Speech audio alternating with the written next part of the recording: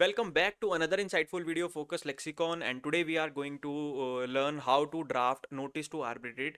Welcome to this drafting session of arbitration series. So we will be learning how to draft notice to arbitrate and on which stage the notice to arbitrate is given and what are the replies that we can draft for notice to arbitrate. If we have received the notice to arbitrate, then what are the replies that we can file. So we will be learning this in detail. Okay, so this is going to be very informational video, very knowledgeable video. So please subscribe to Focus Lexicon and do hit the like button and do share it with your friends also. Okay, so now let's just start our video. सो दोस्तों arbitration जब हम करते हैं, no सी arbitration कब force में आता है। सबसे पहले एक कमर्शियल कॉन्ट्रैक्ट होता है दो पार्टीज के बीच में या दो से ज़्यादा पार्टीज के बीच में एक कमर्शियल कॉन्ट्रैक्ट होता है। उस कमर्शियल कॉन्ट्रैक्ट के अंदर एक छोटा सा क्लॉज होता है कि any dispute arising out of this contract shall be refer to arbitration. Shall be refer, इतना तो आपको पता है कि हम आर्बिट्रेशन क्लॉज डालते हैं कोई भी, अगर हम एग्रीमेंट बनाते हैं तो उसके अंदर हम क्या मैंडेटरी क्लॉज डालते हैं कि any dispute rising of out of this agreement shall be refer to arbitration first. मैं आपको एक छोटा सा इसका एग्जांपल भी देता हूँ। जैसे दोस्तों ये देखिए, this is our partnership agreement, है ना। It's just an example. तो जब हम भी कोई पार्टनरशिप एग्रीमेंट, कोई भी कमर्शियल एग्रीमेंट या कोई भी कमर्शियल कॉन्ट्रैक्ट बनाते हैं तो उसके अंदर हम नीचे एक छोटा सा क्लॉज देते हैं कि इफ एनी डिस्प्यूट और difference shall arise between the parties hereto touching the business of the firm or interpretation of any provision hereof or otherwise howsoever relating to the firm and its business, the same shall be referred to arbitration of a common arbitrator if agreed upon. Common arbitrator if agreed upon, यानी कि अगर agreement है, अगर आपके पास agreement है तो then arbitrator shall be appointed as per agreement, है ना। फेलिंग विच, अगर एग्रीमेंट नहीं है, two arbitrators one to be appointed by each party. अगर एग्रीमेंट नहीं है तो दो आर्बिट्रेटर अपॉइंट हो गए, one by each party, and then that arbitrators will appoint their umpire arbitrator. इस तरह से इन्होंने लिख दिया है, ठीक है जी, इस तरह से इन्होंने यहाँ पर लिख दिया है। To the dispute and arbitration shall be govern by the arbitration and conciliation act, है ना। And the arbitration shall be govern by arbitration and conciliation act. यहाँ पर इन्होंने क्लियरली लिख दिया कि अगर तो एग्रीमेंट है, अगर तो एग्रीमेंट है तो आपका जो डिस्प्यूट है वो एग्रीमेंट के हिसाब से होगा, लेकिन अगर एग्रीमेंट नहीं है तो दो आर्बिट्रेटर अपॉइंट होंगे और जो आपका आर्बिट्रेशन का प्रोसेस है that will be as per arbitration conciliation act, that will be as per arbitration conciliation act. अच्छा दोस्तों, अगर आपने मेरी पहली वीडियोस देखी है तो आपको पता होगा कि आर्बिट्रेशन करने के एक से ज्यादा प्रोसीजर होते हैं। ऐसा नहीं कि सिर्फ एक ही प्रोसेस से आर्बिट्रेशन हो सकती है। First procedure, if there is an agreement then agreement prevails. If there is an agreement, पहले तो आप यहाँ पे लिख लो कि this is your arbitration clause, arbitration clause, ये आर्बिट्रेशन क्लॉज है, ये आर्बिट्रेशन क्लॉज है, ये आर्बिट्रेशन एग्रीमेंट नहीं है। आर्बिट्रेशन क्लॉज अलग होता है, आर्बिट्रेशन एग्रीमेंट अलग होता है, ठीक है जी। मैं आपको अब आर्बिट्रेशन एग्रीमेंट की तरफ से लेकर चलता हूँ। So there are three categories for invoke for arbitration, है ना। तीन तरीके से आर्बिट्रेशन हो सकती है। First of all, if the parties have agreed upon any procedure then the agreement prevails. If party does not have any agreement, if party does not have any agreement, if the party does not have any agreement, then they have option whether they want to borrow some rules, whether they want to follow some institution, so then they can follow that rules, they can follow that rule. If they don't have their own agreement, then they can follow the rules of any already established institutional body conducting arbitration, जैसे ICC के rule, एलआईसीए के rule, एसआईएसी के rules, इस तरह के rules वो अपने follow कर सकती है। अगर ये रूल फॉलो नहीं करना चाहती या फिर इसके रूल फेल हो जाते हैं या एग्रीमेंट फेल हो जाता है, then they have the procedure, the default procedure provided under arbitration act, then they have the default procedure provided under arbitration act, ठीक है जी। अब मैं आपको दिखाता हूँ कि आर्बिट्रेशन एग्रीमेंट किस तरह से होता है दोस्तों। सो आर्बिट्रेशन एग्रीमेंट आपका arbitration agreement referring to two arbitrators. पहले आप सिंगल आर्बिट्रेटर का देखो, फिर मैं आपको टू के बारे में बताता हूँ। तो इस तरह से दोस्तों हम अपना आर्बिट्रेशन एग्रीमेंट ड्राफ्ट करते हैं, है ना। हमने पहला डॉक्यूमेंट क्या देखा कि आर्बिट्रेशन क्लॉज। आर्बिट्रेशन क्लॉज अलग है, किसी कॉन्ट्रैक्ट के अंदर आर्बिट्रेशन क्लॉज है जो ये बात करता है कि आर्बिट्रेशन से आपका डिस्प्यूट रिजॉल्व होगा। अब अगर एग्रीमेंट है तो फिर एग्रीमेंट क्या, अगर एग्रीमेंट है तो फिर एग्रीमेंट में क्या लिखा होगा। Then second document is your agreement. दूसरा डॉक्यूमेंट आप क्या चेक करते हैं, आप अपना एग्रीमेंट चेक करते हैं। तो this is an sample agreement, agreement referring the matters in dispute to a single arbitrator, ठीक है। Now this agreement is made at this day, है ना। यहाँ पर आप इसका ऑपरेटिंग क्लॉज लिखते हैं, देन आप इसके रिसाइटल लिखते हैं, and whereas the dispute and differences has arisen between the said party in respect of the business carried on in a partnership. यहाँ पर पहले आप डिस्प्यूट रेजोल्यूशन के पहले आप बताएंगे कि डिस्प्यूट का खड़ा हुआ है ना, dispute arise between the party. Then उसके बाद बताएंगे the parties have agreed to refer the dispute to the arbitration and Shri, यहाँ पर आप उसका नाम प्रिस्क्राइब करेंगे जो भी आपका आर्बिट्रेटर है under the terms and condition hereinafter mention. Then agreement to refer dispute to arbitration, यहाँ पर आप इसका क्लॉज देंगे कि कौन आपका आर्बिट्रेटर है। ठीक है, ये आपने सेकंड क्लॉज अपना आर्बिट्रेशन एग्रीमेंट के अंदर डिफाइन कर दिया। देन आप इसके बाद इसके अंदर बताते हैं कि आपका क्या कहते हैं रेफरेंस टू डिस्प्यूट किस तरह से रहेगा। ठीक है, arbitrator to take possession of partnership books and accounts की जब तक वो अवार्ड पास नहीं करेगा तब तक उसके पास उसका पोजेशन रहेगा। Then parties covenanted to cooperate with arbitrator, the parties agree that they will cooperate with arbitrator and the parties shall produce before the arbitrator all books deed, कि वो आर्बिट्रेटर को हर तरह की प्रोसीडिंग के अंदर सपोर्ट करेंगे। तो ये हम एक जनरल फॉर्मेट आर्बिट्रेशन के एग्रीमेंट का बना लेते हैं। ठीक है जी, ये हम एक जनरल फॉर्मेट आर्बिट्रेशन का बना लेते हैं। तो यहां से हमको क्या समझ में आता है कि अगर आर्बिट्रेशन का एग्रीमेंट है तो हमारा आर्बिट्रेशन एज पर एग्रीमेंट होगा। ठीक है, नाउ कम हेयर, अब मैं आपको समझाता हूँ कि आर्बिट्रेशन किस किस तरह का होता है। ठीक है जी, arbitration, first type of arbitration is ad hoc arbitration, first type of arbitration is ad hoc arbitration, parties themselves arrange the procedure, है ना, इसमें parties खुद अपना प्रोसीजर अरेंज करती हैं। ये लिख लो इसको, यहाँ पे इसको हम हाईलाइट करेंगे। other offers flexibility but needs expertise to frame rules, problem like non cooperation may force the party to approach national courts, more common in India, party can also adopt institutional rules।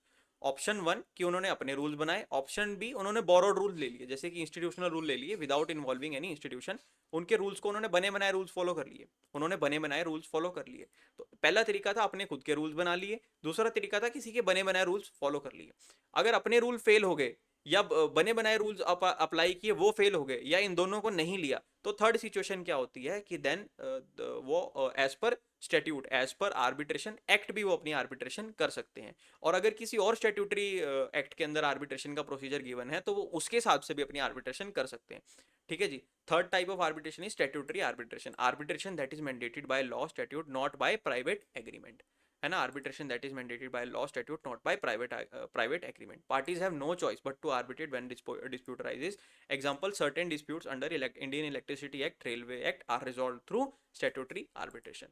फिर then next is contractual arbitration. अब ये जो हमारी ad hoc arbitration है और जो हमारी contractual arbitration है ये लगभग सेम होती है, ये लगभग सेम होती है। एडहॉक में और कॉन्ट्रेक्चुअल में क्या फर्क होता है, कॉन्ट्रेक्चुअल के अंदर आपका आर्बिट्रेशन क्लॉज और आर्बिट्रेशन एग्रीमेंट पहले से बना होता है, उसके अंदर आपका प्री डिफाइंड होता है, लेकिन एडहॉक के अंदर आप अपना डिफाइन कर सकते हैं, आप अपना डिफाइन कर सकते हैं, दोनों के अंदर पार्टी की ऑटोनॉमी रहती है।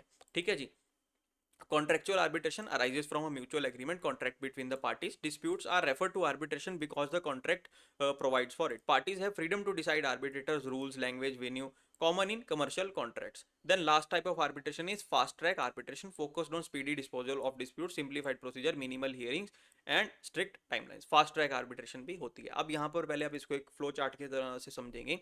सबसे पहला स्टेप क्या है, आपको important documents to check before invoking arbitration, arbitration invoke करने से पहले आपको कुछ एक डॉक्यूमेंट्स चेक करने हैं, आपको कुछ एक डॉक्यूमेंट्स चेक करने हैं। जब भी आप आर्बिट्रेशन नोटिस टू आर्बिट्रेट किसी को भेजते हैं तो उस नोटिस के अंदर क्या आप लिखेंगे, उस नोटिस के अंदर क्या लिखेंगे, उसके लिए आपको कुछ चीजें चेक करनी पड़ेंगी। वो चीजें कुछ इस तरह से हैं, वो चीजें कुछ इस तरह से हैं। ठीक है जी, step one, important documents to check before invoking the arbitration. Document number one, arbitration clause in any commercial contract, कि आपके कॉन्ट्रैक्ट के अंदर आर्बिट्रेशन का क्लॉज है। तो पहला डॉक्यूमेंट आप क्या चेक करेंगे, आपका जो ओरिजिनल कमर्शियल कॉन्ट्रैक्ट है, जैसे अभी हमने पार्टनरशिप डीड को चेक किया तो उसके अंदर आर्बिट्रेशन को रेफर करने का क्लॉज दिया हुआ था, उसके अंदर आर्बिट्रेशन को रेफर करने का क्लॉज दिया हुआ था। अब जब उसके अंदर क्लॉज दिया हुआ था, अब आप नेक्स्ट चीज चेक करेंगे कि क्या पार्टी के पास एग्रीमेंट है या पार्टी ने बोरोड रूल्स लिए हैं या फिर पार्टी डिफॉल्ट प्रोसीजर को फॉलो कर रही है, या फिर पार्टी डिफॉल्ट प्रोसीजर को फॉलो कर रही है।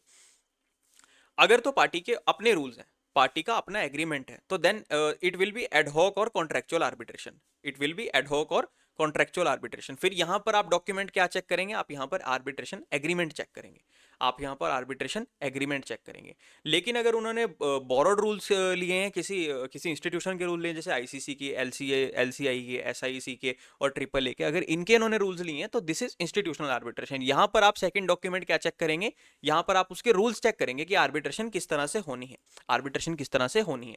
अब जो आपने आर्बिट्रेशन एग्रीमेंट में पढ़ा या जो आपने उस डॉक्यूमेंट में रूल्स में पढ़ा, वही क्लॉजेज आप अपने नोटिस टू आर्बिट्रेट के अंदर लिखेंगे। आपको नोटिस टू आर्बिट्रेट में क्या लिखना है, उससे पहले उसका बैक स्टोरी पता होना चाहिए, उससे पहले उसका बैक स्टोरी पता होना चाहिए। अभी मैं नोटिस के ऊपर भी आ रहा हूं, अभी मैं नोटिस के ऊपर भी आ रहा हूं। देन अगर आप डिफॉल्ट प्रोसीजर फॉलो करते हैं तो that it is called statutory arbitration as per the act, उसमें आपको सिर्फ एक्ट को कंप्लाई करना है। ठीक है जी, Then step number 2, invoking arbitration, sending notice to arbitrate. Invoking arbitration, sending notice to arbitrate. Claimant है XYZ Developers Private Limited, ये नोटिस भेजता है to invoke arbitration for the respondent ABC Constructions Limited. ये इसको नोटिस भेजता है कि भाई तूने मेरी पेमेंट नहीं दी है, 5 करोड़ की मेरी पेमेंट नहीं दे रहा, तू बार बार तेरे को याद कराना पड़ रहा, तू मेरी 5 करोड़ की पेमेंट दे दे। और तूने बिना मतलब से मेरे क्या कहते हैं 2 करोड़ थे वो अनजस्टिफाइडली तूने डिडक्शन कर दिए थे, वो भी मेरे को रिफंड कर। टोटल मेरे को 7 करोड़ के मेरे तूने पैसे मारे, वो मेरे को पैसे मेरे वापस कर दे। तो इसने इसको नोटिस भेजा, इसने क्लेम किया, इसने क्लेम किया कि आपने मेरे 5 करोड़ रुपए नहीं दिए हैं और 2 करोड़ आपने मेरे अनजस्टिफाइडली डिडक्ट कर दिए थे, वो भी आप मेरे को रिफंड करो। टोटल इसने इसको 7 करोड़ का नोटिस भेजा, 7 करोड़ का नोटिस भेजा। अब ये जो दूसरी पार्टी है, अब ये नोटिस के साथ क्या करेगा, रिस्पोंडेंट नोटिस के 3 तरह के रिप्लाई दे सकता है। Document number 4, respondent can give 3 type of reply. या तो वो एक्सेप्ट करेगा क्लेम को, एक्सेप्ट करेगा कि हाँ भाई मैंने तेरे पैसे मारे थे, ठीक है, और मैं तेरे पैसे वापस कर दूंगा, आर्बिट्रेशन को विड्रॉ कर ले। या वो डिनाई कर देगा क्लेम को, मैंने तेरे कोई पैसे नहीं देने यार, अपना आर्बिट्रेशन वापस ले ले, नहीं तो फिर मैं कोर्ट जाऊंगा, नहीं तो फिर मैं आर्बिट्रेशन करूंगा, ठीक है। या फिर उसको accept the claim but deny the liability, वो कहता है कि हाँ ठीक है मैंने तेरे 5 करोड़ देने थे वो ठीक है, पर जो मैंने तेरे पहले 2 करोड़ काटे थे वो रिफंड नहीं होते। तो या तो वो एक्सेप्ट करेगा, या वो उसको डिनाई करेगा, या एक्सेप्ट करेगा या डिनाई करेगा, या पार्शियली एक्सेप्ट कर लेगा। और अब एक्सेप्ट करने के बाद अब वो उसका काउंटर क्लेम भी कर सकता है, वो कहता है हाँ चल ठीक है, मैंने तेरे पैसे देने थे लेकिन तूने भी तो काम नहीं किया, मेरा भी तो नुकसान हुआ, मेरे पैसे भी तू वापस कर। अगर तो उसने सिर्फ एक्सेप्ट द क्लेम कर लिया, अगर उसने सिर्फ क्लेम को एक्सेप्ट किया है, सॉरी दोस्तों यहाँ स्पेलिंग गलत हो गए थे यार क्लेम के, हाँ ओ यार ये छोटी छोटी चीजें हो जाती हैं, सॉरी है ना। तो उसने अगर क्लेम को एक्सेप्ट कर लिया तो यहां पर आर्बिट्रेशन विड्रॉ हो जाएगा, मैटर जो है वो आपका सेटल हो जाएगा। लेकिन अगर उसने एक्सेप्ट करके काउंटर क्लेम डाल दिया, अगर उसने एक्सेप्ट किया कि हाँ मैंने तेरे पैसे देने लेकिन तूने भी तो मेरा काम नहीं किया, तूने भी तो मेरी कॉस्ट बियर करनी है, तो यहां पर आर्बिट्रेशन कंटिन्यू हो जाता है। फिर सेकंड सिचुएशन, उसने क्लेम को डिनाई कर दिया और पार्टी को वार्निंग दे दी कि अपना आर्बिट्रेशन विड्रॉ कर ले, तेरा आर्बिट्रेशन नॉट जस्टिफाइड है। या फिर वो उसको डिनाई करता है कि हाँ ठीक है कर ले, जो तेरे को आर्बिट्रेशन जो तेरे से होता है कर ले, भाई मैंने तो तेरे पैसे देने नहीं यार, करना है आर्बिट्रेशन कर ले, कोई दिक्कत नहीं है, ठीक है। तो यहाँ पर दोनों चीजें हो सकती हैं, या तो वो पार्टी को वार्निंग दे देगा भी अपना आर्बिट्रेशन को वापस लो, या वो कहेगा कि ठीक है आर्बिट्रेशन कंटिन्यू करो, मैंने तो तेरे कोई पैसे देने नहीं है। लेकिन अब इस केस में भी काउंटर क्लेम तो वो यहाँ भी कर सकता है, कि ठीक है ना मैंने तेरे कोई पैसे नहीं देने भाई, बल्कि तूने मेरे पैसे देने, तूने मेरा काम नहीं किया, मेरी कॉस्ट बियर हुई है ना, तूने मेरा काम नहीं किया बल्कि मेरे सामान का नुकसान हो गया, मेरा तू नुकसान भर के जा। तो वो इसको काउंटर क्लेम कर सकता है। तो अगर वो काउंटर क्लेम करता है तो यहां पर भी आर्बिट्रेशन आपकी कंटिन्यू हो जाती है। Third situation, accept the claim but deny the liability. वो कहता है ठीक है मैंने तेरे 5 करोड़ तो देने थे, पर ये रिफंड की कोई बात नहीं हुई थी, तो यहां पर आर्बिट्रेशन कंटिन्यू हो जाता है, क्योंकि यहां पर दोनों के बीच में डिस्प्यूट है। अब यहां पे भी वो काउंटर क्लेम कर सकता है कि ठीक है यार देख, मैंने तेरे 5 करोड़ तो देने हैं, लेकिन मैंने तेरा कोई रिफंड नहीं देना, बल्कि तूने जो मेरे को नुकसान किया, मेरा नुकसान बल्कि तेरे को भरना है, मेरा काउंटर क्लेम है। तो जहां भी काउंटर क्लेम आ जाता है वहां पर आर्बिट्रेशन कंटिन्यू हो जाता है। तो आई होप दोस्तों आपको ये इसके 3 रिप्लाईज जो है वो समझ में आ गए। अब हम इसी की ड्राफ्टिंग करेंगे, करते हैं। So this is your notice to arbitrate. Arbitration का जब आप नोटिस देते हैं, सबसे पहले आप उसके ऊपर जो आपका क्लेमेंट है उसका डिटेल्स लिखते हैं, देन आप उसके बाद उसके अंदर रिस्पोंडेंट का डिटेल्स लिखेंगे, फिर आप सब्जेक्ट लिखेंगे invoking arbitration under clause 14 of construction agreement. ये आप कुछ भी ले सकते हैं, ये अगर आप क्या कहते हैं एग्जाम पर्पज से देखें तो आपको अगर जो आपके क्वेश्चन के अंदर स्टेटमेंट दी रहेगी तो आप उसको स्टेटमेंट के हिसाब से भी ले सकते हैं। तो मैंने एक एजम्पशन ले ली, दिस इज अ फॉर्मेट कि आपको इस तरह से फॉर्मेटिंग करनी है। ये आपके लिए टाइप सेट फॉर्मेट ऑलरेडी ये बुक में नहीं है दोस्तों, मैं पहले बता रहा हूँ, ये सब बुक के अंदर ये फॉर्मेट नहीं है, बुक के अंदर लिखा हुआ है कि क्या क्या क्या होता है क्या नहीं होता, बट इसके अंदर फॉर्मेटिंग नहीं दी हुई। तो तो इस तरह से दोस्तों आपको ये कर देना है, वहां पर आप ये वाला क्लॉज एज्यूम कर सकते हैं, क्वेश्चन में दिया तो लिख देना, नहीं दिया तो एजम्पशन ले लेना, उसमें भी कोई भी इशू नहीं होता। देन सबसे पहले आप बताएंगे कि क्या पार्टीज इन्वॉल्व हैं, फिर आप स्टेटमेंट ऑफ आर्बिट्रेशन देंगे कि as per clause 14 of construction agreement dated ये dispute arising out of contract shall be resolve through arbitration under arbitration conciliation act.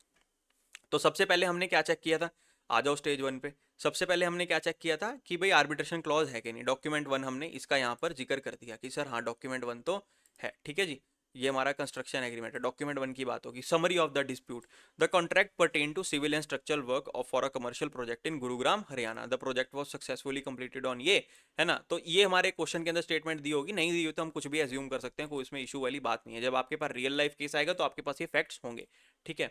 Then however the respondent had failed to release the final payment of 5 crore rupees despite multiple reminders. Additionally, unjustified deduction of 2 crore has been made without proper explanation. फिर आपने dispute बताया कि आपका dispute क्या है। पहली चीज आपने क्या बताई, पार्टीज कौन इन्वॉल्व है। फिर आपने चेक किया कि आर्बिट्रेशन क्लॉज है कि नहीं है। फिर आपने डिस्प्यूट बताया कि इसका डिस्प्यूट क्या है। फिर आपने बताया कि आपको चाहिए क्या। डिस्प्यूट तो आपने बता दिया, फिर आप बताओगे आपको चाहिए क्या। कहता है मेरे को 5 करोड़ की पेमेंट दे दो और मेरे को 2 करोड़ का रिफंड दे दो, compensation for losses incurred due to delay payment, है ना। 3 बात इसके अंदर आप स्पष्ट स्पष्ट बात बिल्कुल लिख दी। इसके अंदर कुछ मुश्किल नहीं है दोस्तों, ये बस एक लॉजिकल सीक्वेंस है। अगर ये लॉजिकल सीक्वेंस आपको समझ में आ गया कि क्या चेक करना है क्या नहीं करना, तो ड्राफ्टिंग आपके लिए बाएं हाथ का खेल। और वैसे भी ओपन बुक पेपर है तो इसमें वैसे भी कोई दिक्कत आपको आने वाली नहीं है, ठीक है जी। तो इसके बाद क्या था, applicable arbitration rules and procedure. Applicable arbitration rules and procedure. अब इसके ऊपर कौन से रूल्स एंड प्रोसीजर लगे, तो आपको डॉक्यूमेंट नंबर 2 चेक करना है। आपको डॉक्यूमेंट नंबर 2 चेक करना है कि एग्रीमेंट लगा है, रूल्स लगे हैं या एक्ट लगा है। डॉक्यूमेंट नंबर 2 क्या लगा है दोस्तों इसके ऊपर। इसके ऊपर हमारा डॉक्यूमेंट नंबर 2 लगा, arbitration will be conducted under Indian council of arbitration ICA rules, venue of ये शैल बी न्यू दिल्ली। तो हमारा डॉक्यूमेंट नंबर 2 क्या हो गया, रूल्स हो गए। अब हमको रूल्स के हिसाब से आर्बिट्रेशन करनी है, ठीक है। ये हमारा इस कैटेगरी के अंदर फॉलो हो गया। डॉक्यूमेंट 1 हुआ हमारा आर्बिट्रेशन एग्रीमेंट, सॉरी क्या कहते हैं, हमारा कमर्शियल कॉन्ट्रैक्ट जिसके अंदर आर्बिट्रेशन क्लॉज था। और क्योंकि ये रूल्स फॉलो कर रहा था तो इसका डॉक्यूमेंट नंबर 2 हो गया रूल्स। अगर ये एग्रीमेंट को फॉलो कर रहा था तो इसका डॉक्यूमेंट नंबर 2 हो जाता एग्रीमेंट। और अगर ये एक्ट को फॉलो कर रहा होता तो इसका डॉक्यूमेंट होता एक्ट, ठीक है जी। तो आपको समझ आया कि कौन कौन से डॉक्यूमेंट इसके अंदर क्या क्या पॉइंट किस तरह से लिखना होता है। तो ये क्रोनोलॉजी समझना बहुत ज्यादा जरूरी है। फिर आपने एनक्लोजर कर दिया अभी कॉपी ऑफ कंस्ट्रक्शन एग्रीमेंट, मैंने इसके साथ लगा दी है। ये भी आपको पॉइंट लिख देना कि भाई मैंने जो कॉपी थी कंस्ट्रक्शन एग्रीमेंट की वो साथ में लगा दी है। Deadline for response, you are requested to nominate an arbitrator within 15 days of receipt of the notice. अब ये जो आपका टाइमलाइन है ये किस हिसाब से होगा, ये किस हिसाब से होगा। अगर रूल्स हैं तो रूल्स के हिसाब से होगा, एग्रीमेंट है तो एग्रीमेंट के हिसाब से होगा, वरना एक्ट के हिसाब से होगा। एक्ट में क्या टाइमलाइन है, एक्ट के अंदर क्या टाइमलाइन है दोस्तों, एक्ट के अंदर 15 days की टाइमलाइन होती है। Then agreement to abide by the arbitration decision. Both parties agree to adhere to arbitration decision and waive any right to appeal, है ना। Request to nominate arbitrator. In case of 2 arbitrator panel, you are requested to nominate your arbitrator. In case of 3 arbitrator panel, please discuss and agree on the appointment of preceding arbitrator. तो आपने इसको arbitrator के appointment का भी बता दिया कि अगर 2 arbitrator होंगे तो अपना बता दियो, 3 होंगे तो अपने अपने दोनों हम बता देंगे, तीसरा वो अपने आप डिसाइड कर लेंगे, ठीक है जी। देन फेलियर टू रिस्पॉन्ड, अगर आपने इसको नोटिस को रिप्लाई नहीं किया, if there is no response within the prescribe period, XYZ private limited will approach the honourable high court under section 11 of arbitration act for appointment of arbitrator. You are requested to treat this notice as urgent and respond within stimulated time frame. XYZ Developers Limited authorized signatory. तो ये आपका हो गया notice to arbitrate. Notice to arbitrate हमने इसको दिया है notice to arbitrate. अब ये इसके 3 रिप्लाई दे सकता है। तो हम सिचुएशन नंबर फर्स्ट स्टडी करते हैं कि इसने क्लेम को एक्सेप्ट कर लिया, इसने क्लेम को एक्सेप्ट कर लिया। इसने कहा कि हाँ ठीक है यार, इसने कहा कि ठीक है सर, इसने कहा कि ठीक है। मैं ये बंद कर देता हूँ, ये वाले बंद कर देता हूँ ना, आपको ईजी हो जाएगा यार, ठीक है जी। ये रहा, आ जाओ। तो हम आते हैं सिचुएशन नंबर 1 के ऊपर। सिचुएशन नंबर एक्सेप्ट किया क्लेम को, इसने क्लेम को किया एक्सेप्ट। तो ये लो reply to notice acceptance of claim. अब ये फ्रॉम ABC कंस्ट्रक्शन, अब ये जो था हमारा XYZ की तरफ से था, अब ये हमारा ABC की तरफ से XYZ को रिप्लाई है to XYZ। Subject response to notice to arbitration acceptance of claim. अब एक्सेप्टेंस ऑफ क्लेम का किस तरह से रिप्लाई ड्राफ्ट करते हैं कि we acknowledge your receipt of notice to arbitrate on 6 May को हमने इसको क्या कहते हैं, इसको हमने रिसीव किया है, invoking the arbitration clause. After reviewing the details mentioned in the notice, ABC Construction admits the liability regarding the outstanding claim, namely कि आपके 5 करोड़ पेंडिंग थे, 2 करोड़ का हमने आपको रिफंड देना था। We sincerely regret the delay in payment and inconvenience caused. In this light of this admission, we will wish to resolve the matter amicably and avoid unnecessary arbitration proceeding. ठीक है ना, अगर उसने बात ही मान ली तो यहाँ पर तो बात ही खत्म होगी। अगर उसने बात मान ली, पैसे देने को मान गया, तो यहाँ पर आपका मैटर सेटल हो गया, यहाँ पर आपका मैटर सेटल हो गया। Accordingly, we propose the following: immediate release of 5 crore within 15 days and refund of as per contractual agreement, settlement of any remaining administrative formalities to close the dispute, Given our agreement to fulfill our contractual obligations, we kindly request XYZ Developers Private Limited to withdraw the arbitration process and upon confirmation of the payment, कि जब हम आपकी payment करेंगे तो आप arbitration को withdraw कर लेंगे। अगर इसने क्लेम एक्सेप्ट ही कर लिया, पैसे ही दे दिए, तो फिर बात ही खत्म होगी, arbitration withdrawn, matter is settle. लेकिन अगर इसने काउंटर क्लेम कर दिया, अगर इसने काउंटर क्लेम कर दिया तब आप क्या करेंगे? अगर इसने काउंटर क्लेम कर दिया तब आप क्या करेंगे? तो आ जाइए दोस्तों काउंटर क्लेम के ऊपर। तो counter claim for admission of claim, counter claim when the respondent accepts the original claim but raises a separate counter claim, है ना। तो ये कहता है कि dear sir, dear madam, while we acknowledge the amount claimed in your, पहले तो आप इसका वो ये वाला फॉर्मेट आप यहाँ से स्टैंडर्ड ये वाला ले लेंगे, ये वाला फॉर्मेट आप स्टैंडर्ड ले लेंगे। क्या कहते हैं, और ये वाला जो दोस्तों ये हमारा काउंटर क्लेम होता है, ये ओरिजिनल क्लेम के साथ भी दे सकते हैं और ओरिजिनल क्लेम से अलग भी दे सकते हैं। अगर आपको ये ओरिजिनल क्लेम से अलग देना है तो आपको ये सारे जो आपके क्या कहते हैं ऑपरेटिव पार्ट है, ये सारा आपको यहाँ पर लिखना पड़ेगा। लेकिन अगर आप इसको इसका अनेक्शर बना के देते हैं तो आपको ये सब लिखने की जरूरत नहीं है। नाउ दिस इज ओनली अनेक्शर, ठीक है। When the respondent accepts the original claim but raises a separate counter claim, है ना, submission of a counter claim, तो इसका subject क्या रहेगा? submission of a counter claim. Dear sir, madam, while we acknowledge the amount claimed in your ये notice to arbitrate dated 6 May, ABC Construction submits the following counter claim arising out of the same contract. वो कहता है कि भाई claim for delay and additional cost, XYZ Limited, XYZ Private Limited failed to complete the certain task within the contractual timelines. वो कह रहा हमने आपकी पेमेंट इसलिए रोकी थी क्योंकि आपने जो काम है वो समय से पूरा करके नहीं दिया। That resulted in cost overruns of 1.5 crore, that resulted in cost overruns of 1.5 crore rupees including the labour expense and procurement issues. तो इससे हमारी 1.5 करोड़ का जो है हमारा कॉस्ट इसके ऊपर ओवररन आ गया। तो अब हमारा काउंटर क्लेम क्या है? उसके बाद डिफेक्टिव वर्क रेक्टिफिकेशन कॉस्ट, उसके बाद जो आपने काम खराब किया था, जो आप वहाँ पे गोबर करके गए थे, तो उस गोबर करने के आपने 75 लाख रुपए हमारे वहां डुबो दिए, ठीक है। फिर loss due to regulatory penalties, जो आपने उल्टे सीधे काम किए, हमारे को रेगुलेटरीज के नोटिस आ गए, 50 लाख हमारे वहां पे डूब गए, 50 लाख हमारे वहां पे डूब गए। तो अब जो हमारा ये 1.5 करोड़ 75 लाख और 50 लाख है, तो 2 करोड़ जो हमारा 2 करोड़ 75 लाख का आपको हमारे को पैसे वापस करने पड़ेंगे, 2 करोड़ 75 लाख हमको आपको पैसे वापस करने पड़ेंगे। तो हमारा काउंटर क्लेम ये है कि ठीक है, हम आपकी बात मानते हैं, आपके 5 करोड़ भी हम दे देंगे, आपके 2 करोड़ भी रिफंड कर देंगे, लेकिन हमारे 2 करोड़ 75 लाख उसके अंदर से एडजस्ट करके दिए जाएंगे, हमारे 2 करोड़ 75 लाख उसमें से एडजस्ट करके दिए जाएंगे। Then request for arbitral tribunal to consider the counter claim, we request the tribunal to adjudicate this counter claim alongside the primary claim and to ensure a fair resolution. तो यहां पर आर्बिट्रेशन कंटिन्यू हो जाता है, यहां पर arbitration continue हो जाता है। Then situation number 2, deny the claim, इसने क्लेम को डिनाई कर दिया, इसने क्लेम को डिनाई कर दिया कि नहीं भाई, हमने ना तेरे 5 करोड़ देने, ना हमने तेरे 5 करोड़ देने, ना हमने तेरे 2 करोड़ देने, हमने तेरे कुछ नहीं देना। तो इसने क्या नोटिस दिया है? Response to notice to arbitration, denial of claim, we acknowledge the receipt of your notice to arbitrate dated 6 May 2025 invoking arbitration. फिर यहाँ पर आप आओ इसके ऑपरेटिव क्लॉज के ऊपर, the claim for 5 crore is misconceived and baseless due to following reasons, the contractual term clearly state that the final payment is subject to satisfactory completion of all obligation, कि भाई तू काम पूरा करके देगा तभी तो मैं तेरे को पैसे दूंगा, तू काम पूरा करके देगा तभी तो मैं तेरे को पैसे दूंगा, ऐसे खाली पीली तेरे को पैसे काहे को दूं।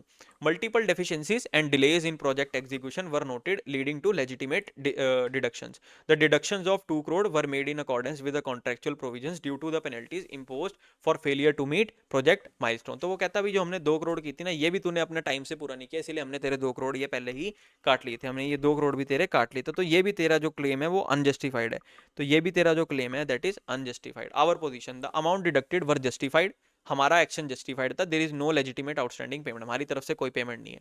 Since there is no valid dispute we do not agree to the initiation of arbitration proceeding, भी अगर आपका वैलिड डिस्प्यूट ही वैलिड नहीं है, आपका तो डिस्प्यूट ही वैलिड नहीं है, तो हमारी तरफ से तो ये आर्बिट्रेशन ही वैलिड नहीं है, हमारी तरफ से तो आर्बिट्रेशन ही वैलिड नहीं है।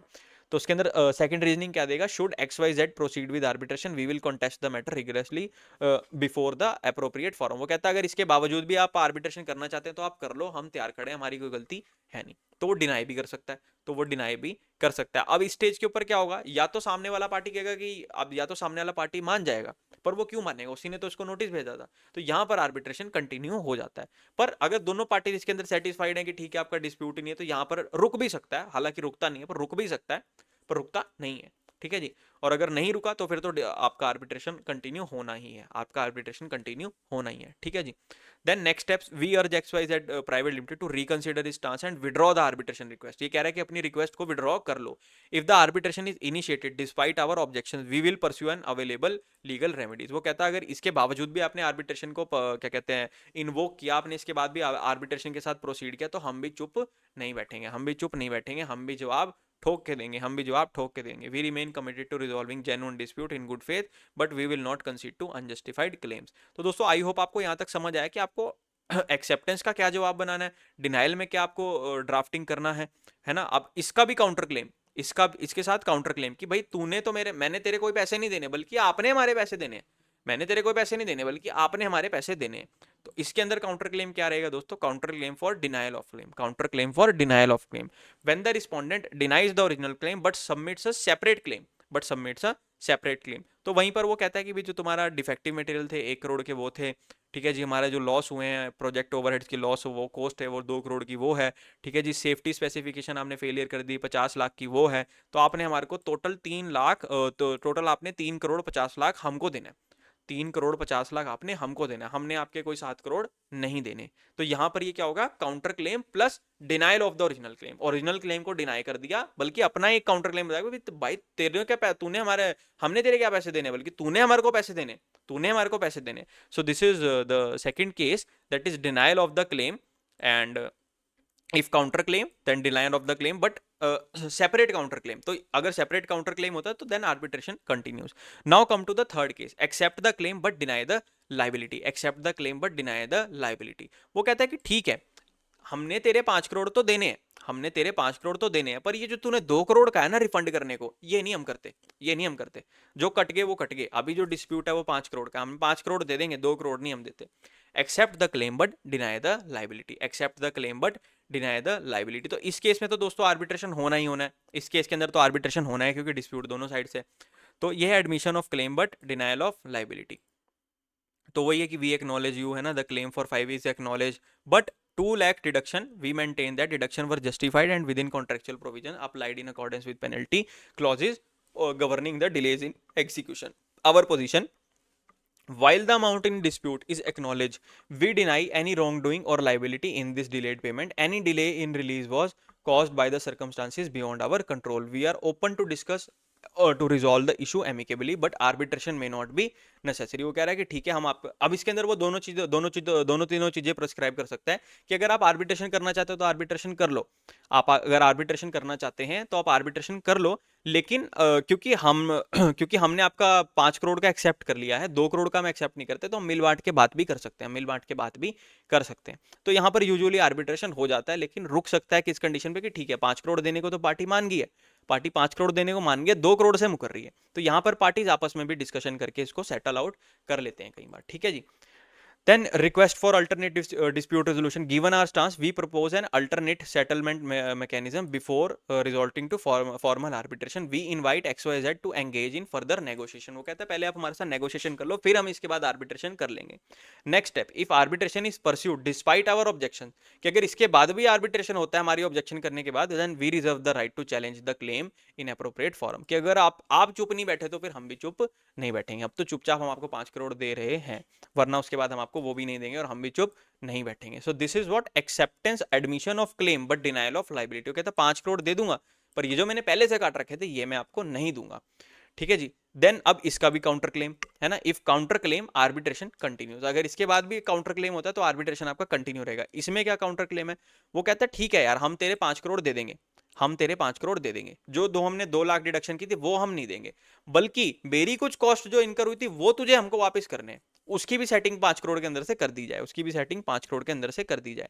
इन रिस्पॉन्स टू नोटिस, है ना, amount but denies the liability for delayed payment construction submit the following counter claim. Delay in approval plans, वो कह रहा है कि भाई आपकी जो कॉस्ट ओवर रन थी 1 करोड़ 25 लाख की वो देनी है, और जो हमारे ऊपर पेनल्टी लगी थी 85 लाख की वो देनी है, और जो आपने सडन चेंजेस कर दिए प्रोजेक्ट स्कोप के अंदर जिससे हमारी मैन पावर एक्सपेंसिस हुई थी 90 लाख की वो देनी है।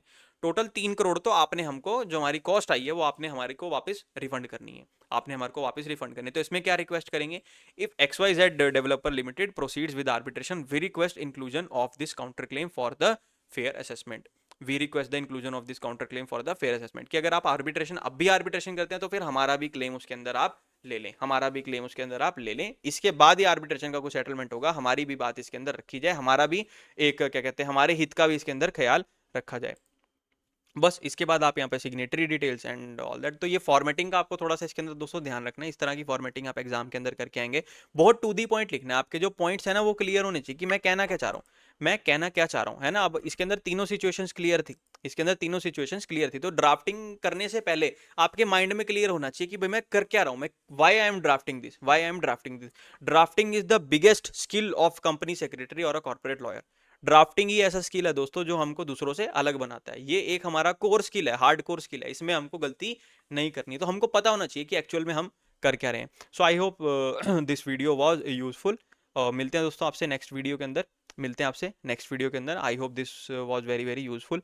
ठीक है जी। So please subscribe to Focus Lexicon and do share it with your friends who wish to pursue their career in commercial arbitration as a corporate lawyer or company secretary, then these videos will be very very useful for them, and I see you in the next video. Till then, goodbye, thank you.